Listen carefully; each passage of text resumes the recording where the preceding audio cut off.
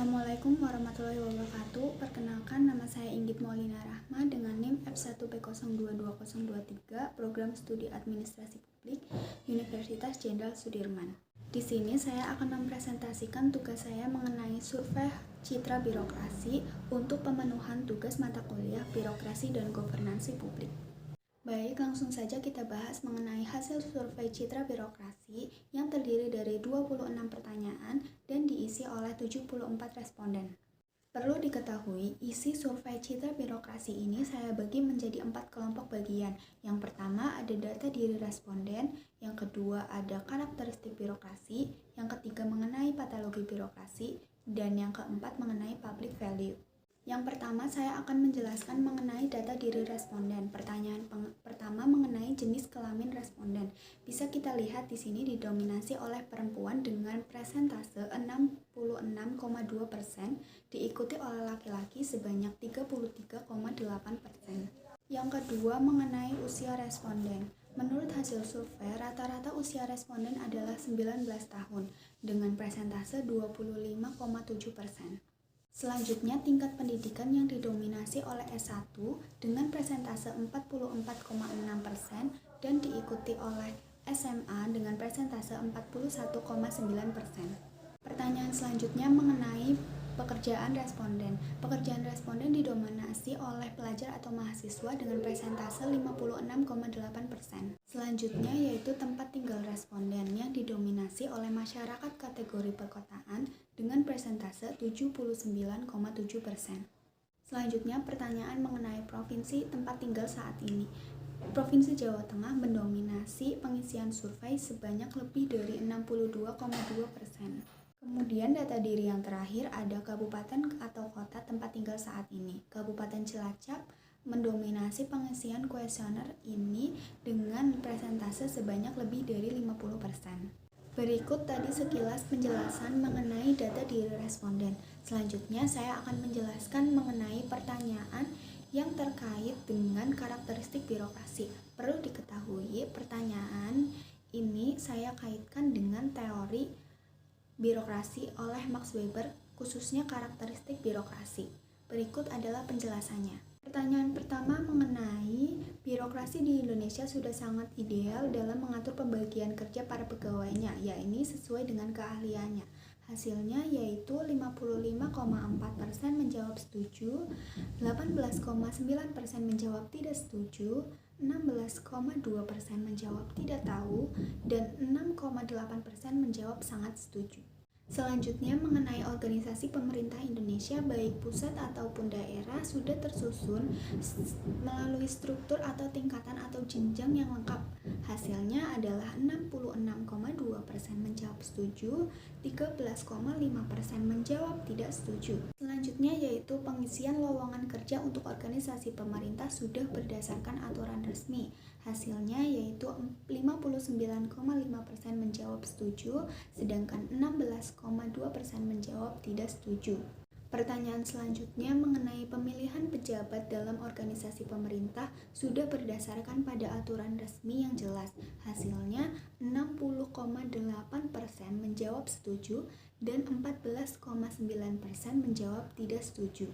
Jenjang karir dalam organisasi pemerintah sudah jelas diatur. Jika ada pegawai yang berprestasi, maka akan mendapatkan penghargaan.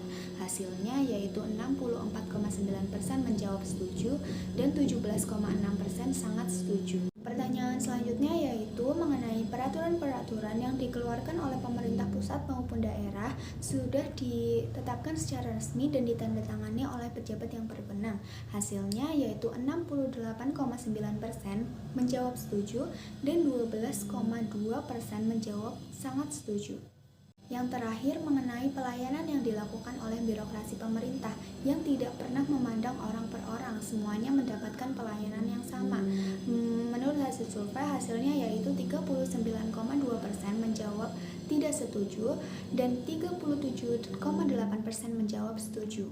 Nah, dari pertanyaan-pertanyaan tadi dapat kita kaitkan dengan teori birokrasi oleh Max Weber, khususnya dari karakteristik birokrasi. Menurut Max Weber, ada 6 karakteristik birokrasi. Yang pertama ada ada division of labor, yang kedua ada managerial hierarchy, yang ketiga ada formal selection, yang keempat ada karir orientasi, yang kelima ada formal rules, dan yang keenam ada impersonality.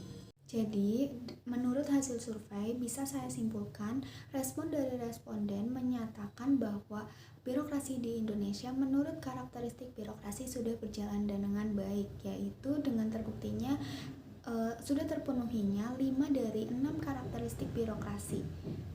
Yang selanjutnya saya akan membahas pertanyaan mengenai patologi birokrasi.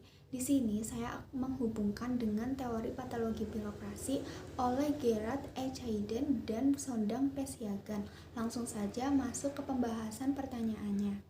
Jadi pertanyaan patologi yang pertama yaitu birokrasi di Indonesia belum bisa dipercaya karena belum terbebas dari praktek KKN, yaitu korupsi, kolusi, dan nepotisme. Hasilnya adalah 45,9% menjawab setuju dan 33,8% sangat setuju.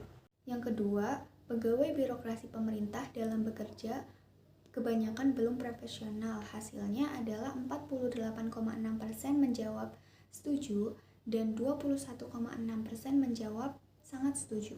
Pertanyaan selanjutnya yaitu pegawai birokrasi pemerintah dalam bekerja banyak yang tidak kompeten.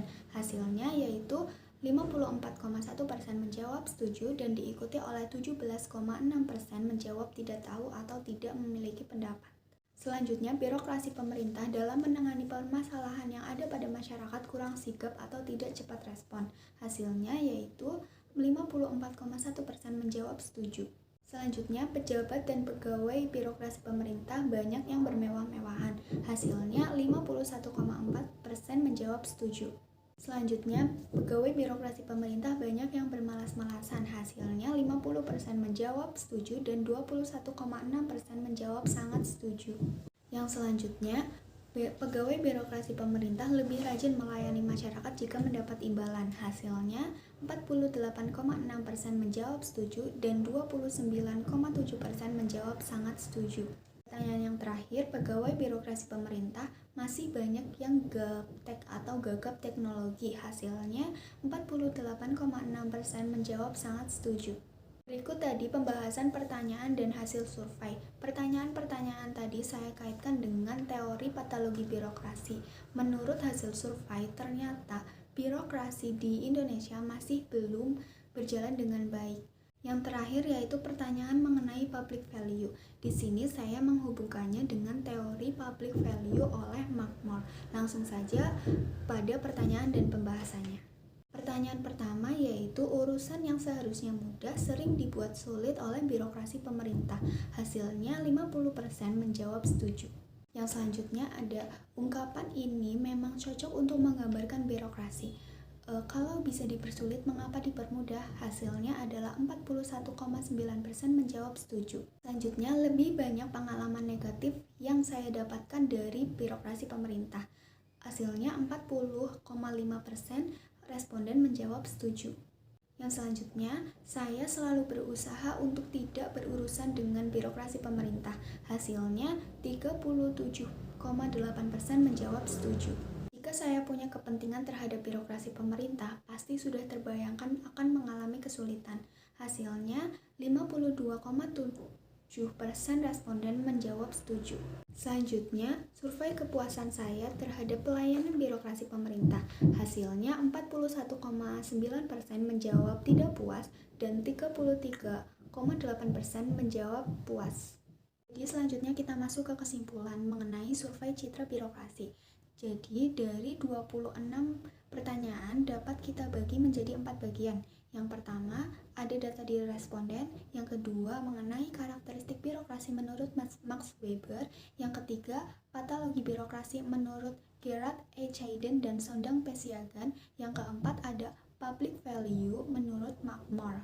Jadi menurut hasil survei citra birokrasi secara keseluruhan dapat saya simpulkan bahwa birokrasi di Indonesia masih belum baik.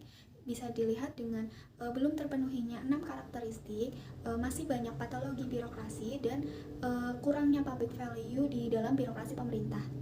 Sekian penjelasan dan pembahasan hasil survei citra birokrasi yang telah saya lakukan. Bila ada perkataan yang menyinggung, mohon bisa dimaafkan. Sekian, terima kasih. Wassalamualaikum warahmatullahi wabarakatuh.